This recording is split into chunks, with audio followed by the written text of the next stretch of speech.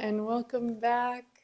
Today, I'm going to be sharing a really simple but powerful heart opening practice and energy healing technique, and truly something that you can start doing right now after listening and hearing this. And it's going to benefit all connections and relationships in your life and benefit the collective and the planet through this energetic shift. So, this is actually something that was shared with me a couple days ago. And I want to speak to the exact process, how it all came through, because I was sitting at some ruins here. I'm in Mexico, and I felt the soul, the essence of my doggy coming through, and she has been communicating really strongly.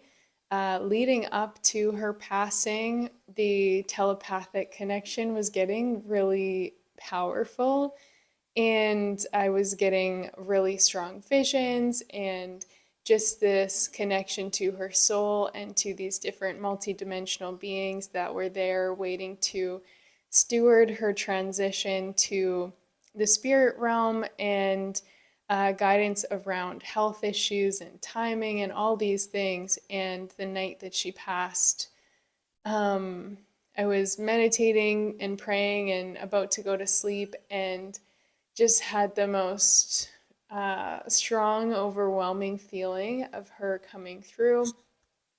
Basically, saw kind of like the 3D physical version of her who had been named Cassie, and then saw this beautiful, sparkling golden energy, a golden white energy that was representative of her soul. And obviously, as energy works, it also is interpreted and perceived through our subconscious lens. So the way she came through for me was that, but someone else might receive or connect in a different way, see something different, feel it differently.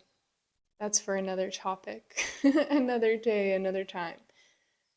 But the other day, I was connecting in. I wanted to bring through a message so that I could add another chapter for this book. And I was surrounded by so much nature. It was so peaceful. There were iguanas and like pigeons and beautiful different tropical birds and the weird little kind of rodent thing that they have here in Mexico. It kind of looks like a rat and a bunny and like just this weird combination. It's so cute though. So, anyway, the message started to come through, and the reason why this book is so important to me and a core component of it is that although it's speaking to the connection between humans and animals, the whole purpose of it is actually that our ability to love animals is seems a lot easier for people than sometimes our ability to empathize and love other human beings.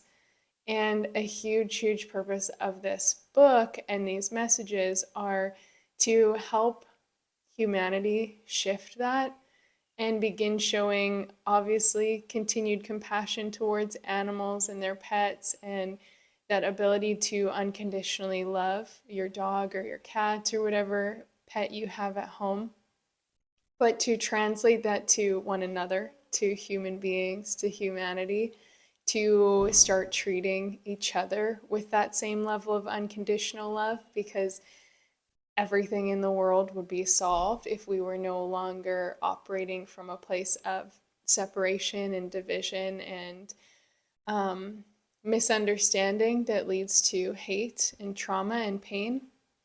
So, this practice that was shared and Hope began explaining, because I was sitting there and there was this one pigeon hanging out and like rustling around in the leaves and like getting food to eat and stuff and slowly coming closer.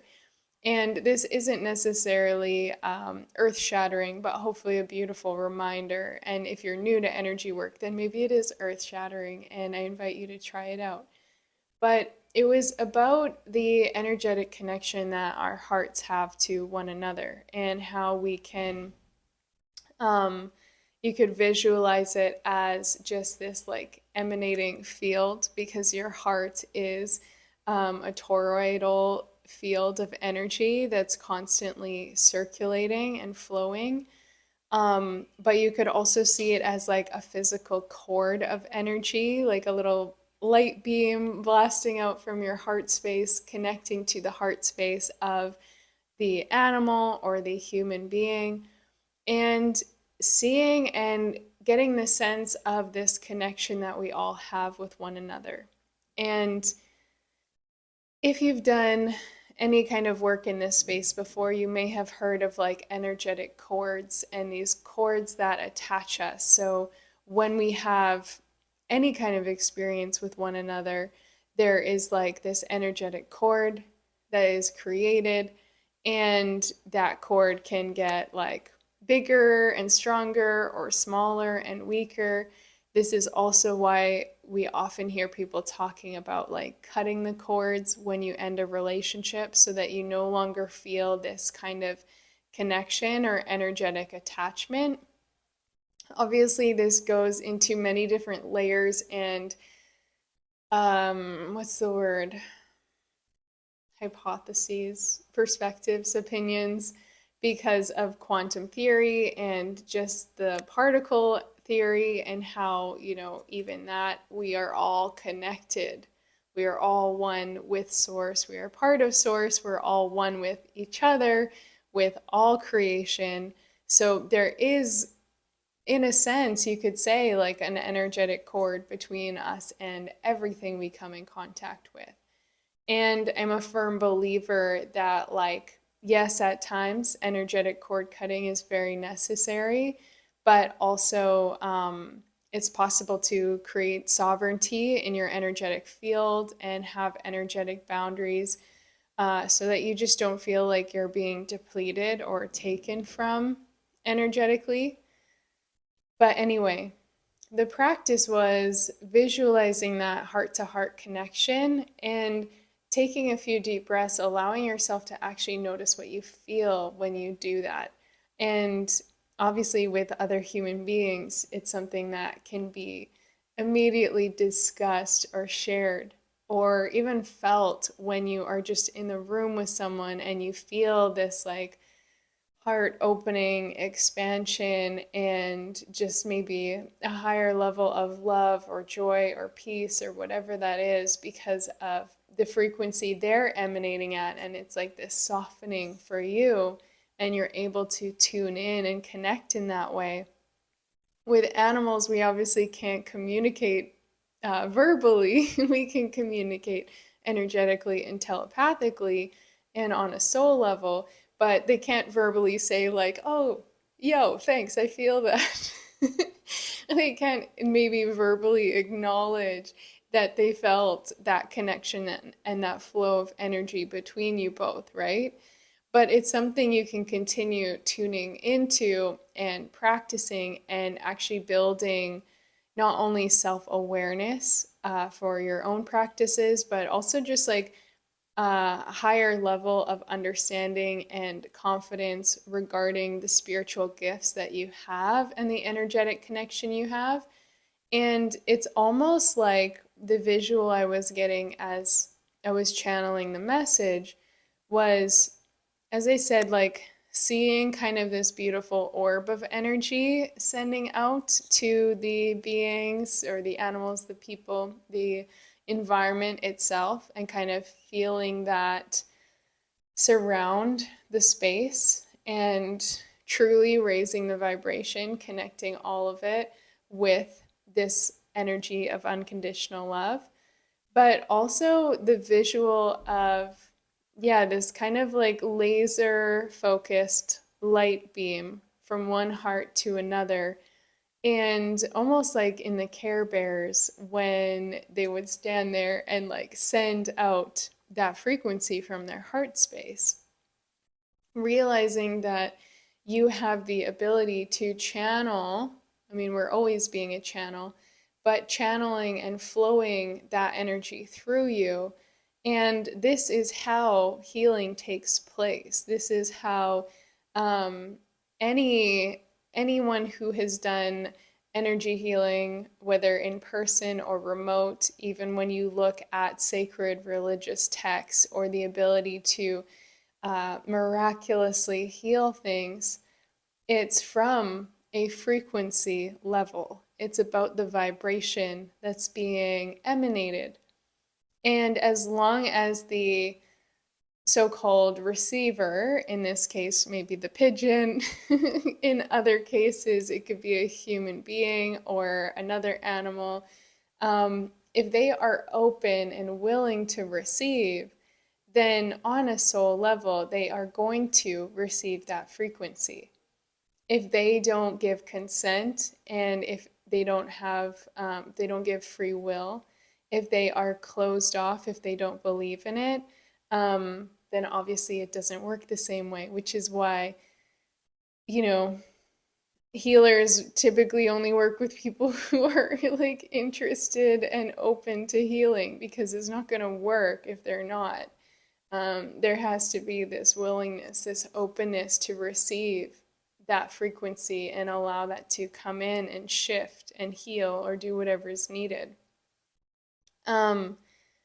But the practice that I encourage you to do is to just like spend a day experimenting with this. And this is exactly what Hope was sharing for the chapter in the book about how we can like play around with it and do that for a day, do it for a week. You'll obviously notice your own mood and energy and frequency elevating a lot if you do that, because you personally are connecting more to the energy of unconditional love and tapping in and opening yourself up to those higher frequencies to flow through you, which cannot make you feel worse. Like it can only make you feel better. So gifting yourself that for your own benefit, but then also spending the day envisioning that like every single interaction, there is this uplifting, there is this unconditional love, there is this beautiful healing energy, vibrant light, however it looks or feels to you, a laser beam or or a field, a bubble, sparkles, whatever it is, but like seeing and feeling that and setting the intention that if they're open to receive, let it bless them in some way, right? And again, you may not tangibly have the feedback immediately. Sometimes you will. Sometimes it'll be the most beautiful interaction with a stranger just by you having that intention without voicing it. I'm not even telling you to like say to the person, I'm sending you a beam of light. Like you don't have to say it, but you're just intending it and using the power of your consciousness to bring that through you. And I've noticed incredible miracles in my life when I do this, and the kindness of the people I come in contact with. And then you'll notice certain people who are like, you can see and feel they're repelling it. They're not interested. They don't want to invite it in. And that's like such a great practice for you with discernment and with just understanding the different vibrations and the ebb and flow of frequency itself. But if you spend a day envisioning that every single interaction, you're sending love from your heart, and ultimately, you're sending love from the Creator that's flowing to you and through you and out of your heart. So you shouldn't be feeling drained or tired from it, right? It's not about you as the physical self. It's you just being a conduit for that energy to move through you. But if you spend a day intending that this is what I'm doing and I am blessing every single interaction, every single room I walk into, every single animal, as well as every single human.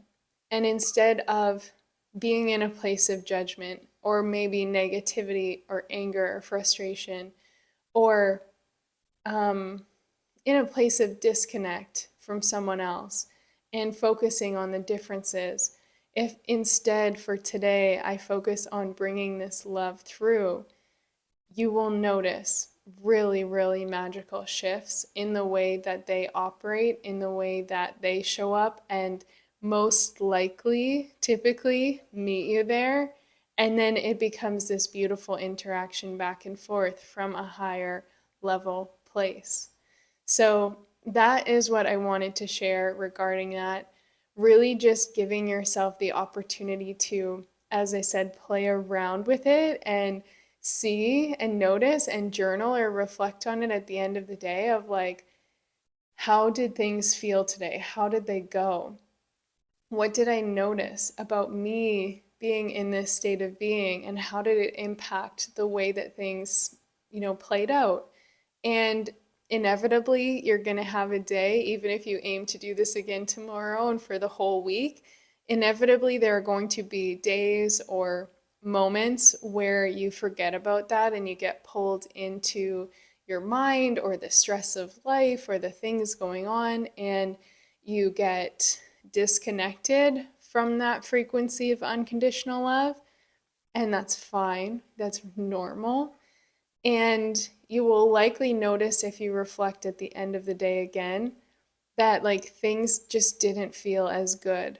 They didn't go as smoothly. They maybe didn't go to plan. Maybe you interacted with a few people who were actually really harsh and rude and like left you feeling bad about yourself or wondering like, whoa, what did I do wrong? That's kind of weird. You get to observe and then you get to see how your personal frequency shifts every single interaction. And it's so empowering to begin to realize that and to notice that although there is so much outside of your control, this is one thing that is within your control.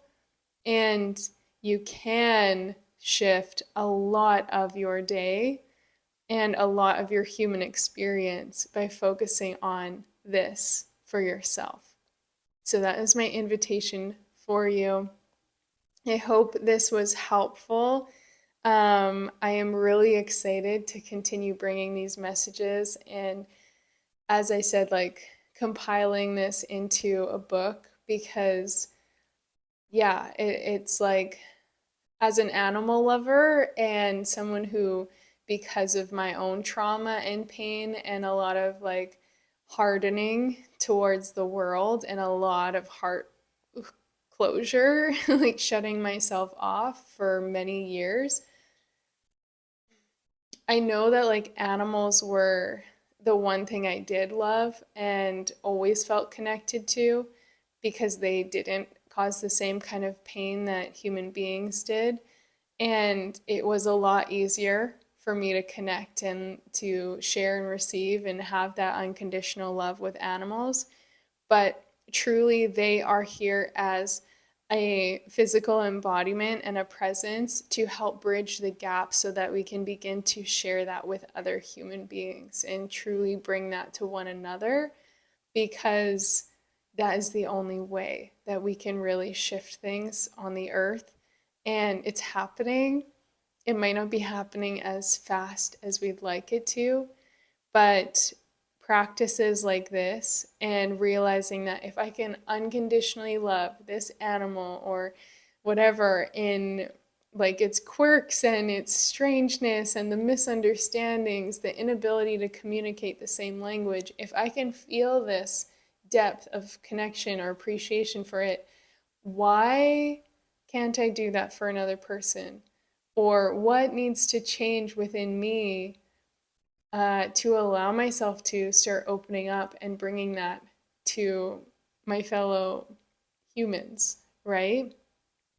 And animals have been a huge bridging gap for me in that way. It's why I've loved working with them and volunteering, the lessons I've learned and the absolute wisdom that they've taught me in the way that they interact with one another and with people, especially animals that have been mistreated, like when I worked with elephants, and there were so many really powerful lessons in forgiveness that the elephants taught me after enduring like excruciating trauma, and seeing the way that they didn't hold that against every single human was so life-changing for me.